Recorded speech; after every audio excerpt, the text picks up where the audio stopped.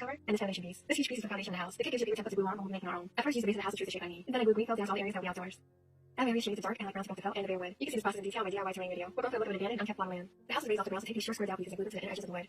Just okay, I take some twine, unravel it, and trim off the short pieces. Then I just glue them to grass. Put some rocks, spread out some air dry clay, wait for it to dry, and then break it into tiny pieces. Mix in some red paint and cast some real stick with the rocks. Glue these onto the wood and grass. Put this foundation piece aside for now and let's work on the house itself. Take the base of the house and its core prints out. Cut out a flooring image and glue to the base. I just squeeze some paper glue to the wood, spread it out with a brush, and glue the paper on section by section. Then to stress it a little bit, I take some sandpaper and sand across the image. Look at the texture of sand I added. To each design flooring, I dry brush on some brown paint. It makes it look super dirty. I use the same brown paint and also black details. Don't forget the nail heads. For the ends we're aging, use gray paint dry brush across the floor. The reason we use gray inside is because it gives it the look of dust. I ran swatches across the floor. It looks much older already. Next is add some walls. Grab these 3 clean pieces. Before adding them on, let's distress them. I'm using the needle pods to roughen up all the grooves. I also take this X-Acto knife and cut out small sections of wood. Do this for all 3 walls. The back of these walls is bare wood, so we'll add wallpaper to it. Cut out all the wallpaper images from the color template sheet. See the groove on this wall piece? That's from the wires for our lighting walls. Let's do that first. Stick it out with the light bulbs and battery case. Besides those pieces, this bag also contains this tiny square sandpaper and this long sticker. Oh, and this little hinge. The kit uses 2 triple batteries to make sure you have those on hand. In this bag, there are 8 of these little lights. Each one has a positive gray wire and a negative white one. Let me show you how this works. Simply connect negative to positive to light it up. Raise it black and right to white. Add light to the groove and make sure the wires lay flat. Now we can paste the wallpaper on. I'm going to tear small pieces of this wallpaper off to give it an age look. Base it on with regular paper glue. Then cut out any openings. Lastly, the sanded image. Add some wood glue and attach this first wall to the left side of the base. Before we can add more walls, make sure the holes of the base are also in the paper. I just use this last touch to the paper. Repeat the wallpaper laying process to other walls. Add an L-shaped wall to the right side. Make sure to pull the bowl wires through the hole. Now just add to the front wall. This house is really coming together. Grab a small ziploc bag of wall pieces and roll it out. Take a small rectangle piece and distress it. This will be the door for the power box. It fits snugly into this lower right opening. Take a small hinge and go to the right edge. Once that dries, this door can swing open and shut. Take your battery pack and glue it behind this opening. Make sure to pull the red and black wires to the hole on the floor. As you can see, we have a lot of wires going on, but don't worry about down to the end. Position your house onto the foundation. Don't glue it on just yet because we'll need to do wiring later. For the front steps, take these 2 pieces and cut out these images from the template sheet. Glue on the top piece and the side edges. When both are covered, glue the small one on top of the big one. Attach to the front of the house. Just like we did for the porch, don't get the steps to the brown paint. Then add in some black details. As you can see, I glued the steps to the house and not the foundation. Let's move inside the house. Take a side and choosing all the kitchen pieces. Spill the L and pick out all the pieces for the kitchen counter. These are all the pieces you need. Attach the sides on first. Then add all these pieces to the front of the counters for detail. Lastly, position the countertop in place. I'm going to paint over all the blue areas with white for a uniform look, but that's optional. Then some red paint dirty up these cabinets. Add the paint to the edge of the doors, the areas close to the floor, and even the countertop itself. To go a step further, I use my next color on the edges. Now simply place this counter over the battery pack. Don't glue it in place because you'll want to be able to move the change out the batteries later. The kitchen table is made up of these 2 pieces. Simply put them together and it's done. Super easy. The kit comes with 2 chairs. You can post them according to the instructions, but I'm just going to glue the wooden parts together. Add on the back, then add a drop of wood glue to each corner and add on the legs. Super cute. Make the other chair as well. There's also this bench, it's so easy to put together. Position these pieces inside the house next to the kitchen. Right off the kitchen's living room, so let's make that furniture. With a second letter B bag, pull out the following pieces to make a section couch. These are all the pieces you need, and this is how they'll be organized. For the fabric, grab that each contains all the fabric. We'll be using this cream leather looking vinyl. Let's apply some armrest first. Use fabric glue to glue one side of the wood to the back of the fabric. Trim out the excess vinyl. Do the same for the other side so the armrest looks like this. Then cut out a strip of vinyl 1.5 inches in width. Fold in the side edges and iron it flat. Glue that to the armrest side for one side and pull it over to cover all the wood. Trim off the excess vinyl. Do this for both armrests. For the rest of the couch, pull out the white felt from the fabric bag. Glue all these pieces to the felt and cut them out. Do this twice and never thick layer dye. Then glue all those pieces to the back side of the vinyl, felt side down. Cut some slits into the sides of the vinyl and wrap it over the wood. This doesn't need to look perfect because it's meant to look used. Cut any excess fabric and glue all pieces together. Add on the armrest. Don't forget these tiny legs. Lastly, grab the stretch fabric from the back and drip it over one side of the couch. Glue it down and trim off any excess. I love the ghostly look of this place. Once you're satisfied with the look, add a section to your living room. For the front of the couch is a coffee table. These are the pieces you need. Simply glue the sides onto the right rectangle. Then position the round countertop in place. Very simple. The next piece for the living room is very fun. We're making a grand piano. These are the pieces you need. Glue the side pieces to the base of the piano and add on the back of the keyboard area. Cut out the long strip for the printout template. Glue it into one side piece and wrap it on the back making sure to curve it. Trim off any remaining paper. Then glue on the 2 legs. This piece will be the piano lid, but before we keep going, let's paint the entire piano black. This is totally optional, you can absolutely keep the white. For the keyboard, take the tiny white rectangle and its image. Glue the image to the one making sure to follow over the side edge. You glue the keyboard in place. In order to position this lid in place, we need some wire. Take that E with the wires and pull out a big white one. Trim off a half-inch segment and glue it to the right corner of the piano top. Now glue the lid in place. Paint the white wire black to camouflage it. To finish off the piano, take the thick gold wire and trim off 3 half-inch segments. We also need 2 1/3 inch segments. Line the 3 long pieces up and glue a short line to the bottom of them. Glue the other short line to the other side. Now glue this whole contraption under the middle of the piano to act as the pedals. The piano bench is super easy and made up of these 3 pieces. Glue them together and paint it black to match. How cute is this set? Add it to the house near the right side window. Now we're ready to add on the second floor. This square piece is the ceiling of the first story and the floor of the second story. This bare side is the floor of the second story, so I cut out this image of hardwood and tile. Before I can glue it on, I need some lights for this L-shaped groove. Take 2 bulbs. Each one will have a white wire and a gray wire. Hold the plastic coin off the ends of one to expose the wire itself. Attach the exposed wire one bulb right beneath the bulb of the other. White to white and gray to gray. For the light fixture, my kit gives you 2 bags of beads. Let's just use the plastic beads for now. Take these 2 flower-shaped clear beads and loop the small one over the light bulb. Glue the big one underneath it. Then I can string the wires through the ceiling. On the back side, push the wires into the grooves. Hold the exposed wires through the next hole. Then pull the second bulb to the throat of this hole. For a more intricate picture, I take 2 more flower beads and 7 raindrop shaped beads. Loop the smaller flower bead through the bulb like we did for the first one. Use the E6 glue, glue 6 raindrop beads underneath the bigger flower. Look how pretty that is. Glue the last raindrop to the center. Now position this whole piece on top of the other flower bead. Now more kitchen wheels are in place. On the back, glue the wires down to the groove. You can finally glue your full image in place. When that's dry, you can position the second floor right top of the first. Move the kitchen out of the way so you can glue the wires into the corner. Let's move outside to the front porch. Grab these 4 cream posts. I cover them with dark brown paint. This will help point the way to the second floor and enclose the porch area. Grab these small posts of pink or brown as well. Add on the round pieces and place a small post between each piece. Put a little bit of broken banister and leave this last post slanted. On this side, I leave the round piece on the porch completely. While we're here, let's put in all the doors and windows. Take back any or all these blue window pieces. Paint them all dark brown. For the door, grab this arch window and inside the pieces for a tag. Glue the tiny rectangle to the door and add a brown window behind it. As with everything else, distress this piece by cutting away at the edges.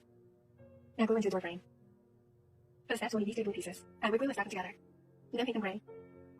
Add a few wavy lines for a look of cracks in the concrete. Then just place these steps right underneath the door. Add on the white door frame parts. Position all the other windows in place.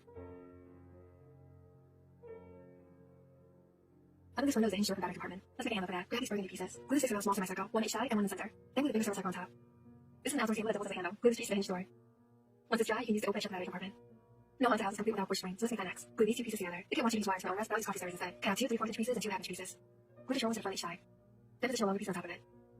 Paint the whole bit dark brown. From the wire bag, follow the brown rope. Cut in half twice to end up with 4 pieces. Glue 2 to each armrest. For the beads bag, follow these 2 bound-shaped wooden beads. Add 1 bead to the top of each side of the rope. Add symmetric glue to security. Once that's dry, cut off excess rope. Now you glue the beads onto the ceiling of the porch. The last accessory for the porch is this light right here. Take these blue pieces and a square rubber tube.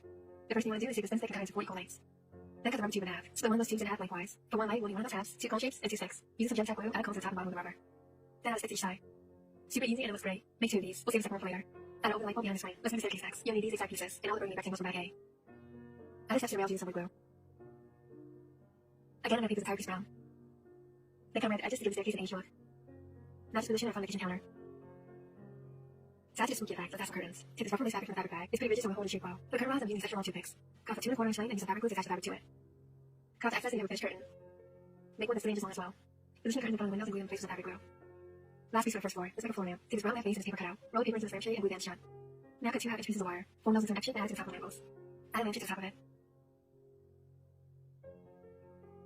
The first floor is now nearly complete. Before we go upstairs, just add a second light sconce outside by the side door. For the second floor, grab all these small wall pieces and distress them. Cover the maximum wall just like we did for the first floor. Take this white lattice piece and glue to the skylight area. Now place a small ring between the tile and wood floor. Add on the rectangle walls on the right hand side. Next, we need this angle piece. There's no need to wallpaper this one. Add it to the outside edge on the left side. That holds it for the music box. Open the box and take out the contents. Place the music box by the wall and screw it in.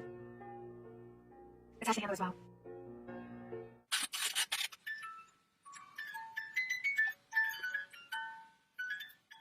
Next, take this thin wood piece. This will be the interior walls to add some wallpaper to it. We'll need a light fixture, so take this plastic cone shaped piece and a light bulb. Cut the plastic in half and we'll only need one. Glue the bulb inside the sconce. For some details, take this thin lace ribbon and glue it to the front of the sconce. Cut off excess. Then this light fixture to the wall and glue the sconce in place. Now throw the wires to the hole in the base of the lattice wall. Pull it through and glue the wall in place. Glue the final wall to close off the second floor. Hold the wire ends to the hole in the corner of the bedroom and glue it down. These 2 wires are too short to reach the battery pack, so we'll use some extension wire. Cut out 2 6 inch lengths. Split the plastic ends to expose the wire. Do this for both ends. Now just attach them to the bone wires to extend them. I've removed the kitchen couch to have more space to work with. Pull the wires through the hole in the corner. Now you can add the kitchen back. One down here is switch over and break the dining chairs. Cut out these small sandwiches for a template sheet and glue them to the bathroom wall. This kit contains a little bathtub that's painted blue. I used to add a ton of contact to remove the blue paint and take it back to plain white. Glue that to the bathroom. We'll do some rails around these stairs and enable these 4 pieces, so they glue them in place. Before I forget, add a small piece to the outside of the second floor wall. We'll get to the bedroom, but let's finish the front balcony. Don't get the floor with some dark brown paint to set the porch. Add in the planting details as well. Now just add on the railing. There's no need to line them up perfectly because you want them to look old and worn. Lopsided rails are your friend here. For an added creepy effect to the balcony, we'll need a rocking chair. Take these 3 pieces from the kit. Glue the side legs to the base of the seats. The instructions tell you how to create this cushion look with fabric and matting, but I'm making it easier version. Take this piece which is meant to be the top of the nightstand and cut 2 glues into the sides. You're aiming for this t-shirt looking shape. It fits perfectly into the back of the rocking chair. Lastly, here's some lace on the lower armrest and position the chair on the balcony. Now let's work on the bedroom. Take back seat and dump out all the contents. Make a side table with gluing these 3 pieces to a small orange rectangle. Then add a bigger rectangle to the top. The bed is made with these pieces. Glue the small rectangle to the big bed base. Glue the post to the headboard. Then attach the headboard to the bed base. It's super easy.